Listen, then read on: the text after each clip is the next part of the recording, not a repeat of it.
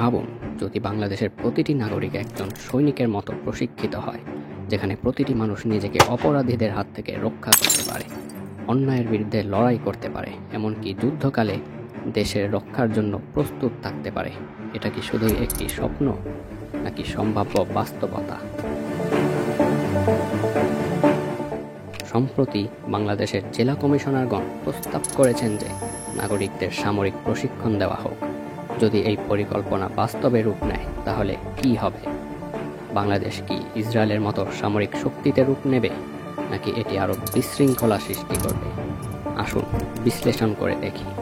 সম্প্রতি বাংলাদেশের জেলা কমিশনাররা এমন একটি ধারণা উপস্থাপন করেছেন যা দেশকে চিরতরে পরিবর্তন করতে পারে। তারা প্রস্তাব করেছেন যে সাধারণ নাগরিকদের সামরিক প্রশিক্ষণ দেওয়া হোক। লক্ষ্য হচ্ছে জনগণকে শৃঙ্খলাবদ্ধ করা এবং যে কোনো সময় যুদ্ধের জন্য প্রস্তুত রাখা, পাশাপাশি আত্মরক্ষার ক্ষমতাও বৃদ্ধি করা। যদি সরকার এই প্রস্তাবটি বাস্তবায়ন করে তবে কি ঘটতে পারে সেটা একবার জেনে নেওয়া যাক। বিশ্বের অনেক দেশ ইতিমধ্যেই এই মডেলটি অনুসরণ করছে। ইসরায়েল তার প্রতিটি নাগরিককে সামরিক প্রশিক্ষণ দিয়ে যুদ্ধের জন্য সর্বদা প্রস্তুত রাখে। দক্ষিণ কোরিয়াও বাধ্যতামূলক সামরিক প্রশিক্ষণ দিয়ে শক্তিশালী প্রতিরক্ষা ব্যবস্থা গড়ে তুলেছে। সুইজারল্যান্ডের প্রতিটি নাগরিক সেনাবাহিনীর অংশ, ফলে তারা যে কোনো পরিস্থিতিতে আত্মরক্ষার জন্য প্রস্তুত। কিন্তু বাংলাদেশ যদি এই পথ অনুসরণ করে তাহলে ভারতের প্রতিক্রিয়া কি হবে? ভারত ইতিমধ্যেই বাংলাদেশের সামরিক শক্তির উপর নজর রাখছে। যদি বাংলাদেশের সাধারণ নাগরিক সামরিক প্রশিক্ষণ পায় তাহলে ভারত নিশ্চিতভাবেই উদ্বিগ্ন হবে। ভারত হয়তো এটাকে তাদের নিরাপত্তার হুমকি হিসেবে দেখবে। এটিকে আঞ্চলিক উত্তেজনা তৈরি করবে, নাকি এটি বাংলাদেশের জন্য একটি সুরক্ষা হবে? এই প্রশ্নগুলোর উত্তর ভবিষ্যতই দিয়ে দেবে। যদি নাগরিকরা সামরিক প্রশিক্ষণ পায় তাহলে এর বিশাল সুবিধা হতে পারে। প্রথমত, বাংলাদেশ একটি প্রস্তুত নাগরিক বাহিনী পাবে, যেমন ইসরায়েলের মতো। যুদ্ধের সময় প্রশিক্ষিত নাগরিকরা দেশের প্রতিরক্ষায় এগিয়ে আসবে।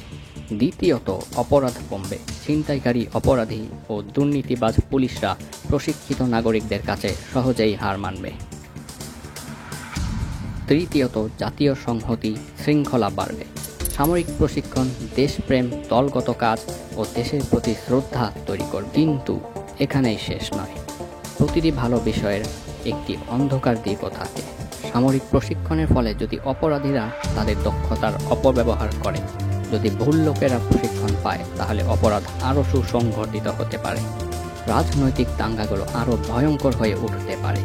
সামরিক কৌশল যদি রাজনৈতিক উদ্দেশ্যে ব্যবহার করা হয় তাহলে বিশৃঙ্খলা বাড়তে পারে। আইনশৃঙ্খলা বাহিনী সমস্যায় পড়তে পারে। যদি সাধারণ নাগরিক পুলিশের মতোই প্রশিক্ষিত হয় তাহলে কর্তৃপক্ষের নিয়ন্ত্রণ বজায় রাখা কঠিন হয়ে যাবে। তাই সামরিক প্রশিক্ষণের পাশাপাশি ন্যায় নীতি ও ধর্মীয় শিক্ষাও দিতে হবে, যেন মানুষ অপরাধ না করে সামরিক প্রশিক্ষণকে মানুষের ভালোর জন্য ব্যবহার করে। সবশেষে আন্তর্জাতিক উদ্বেগ। যদি বাংলাদেশ তার নাগরিকদের সৈনিকের মতো প্রশিক্ষণ দেয় তাহলে প্রতিবেশী দেশ যেমন ভারত একে হুমকি হিসেবে দেখবে। তাহলে আপনার মতামত কি? বাংলাদেশ কি তার নাগরিকদের সৈনিকের মতো প্রশিক্ষণ দেওয়া শুরু করবে? এটি কি দেশকে আরও শক্তিশালী করবে নাকি বিশৃঙ্খলা সৃষ্টি করবে? ভারত কি এতে ভয় পাবে নাকি কূটনৈতিক উত্তেজনা বাড়বে? আপনার মতামত কমেন্টে অবশ্যই জানাবেন।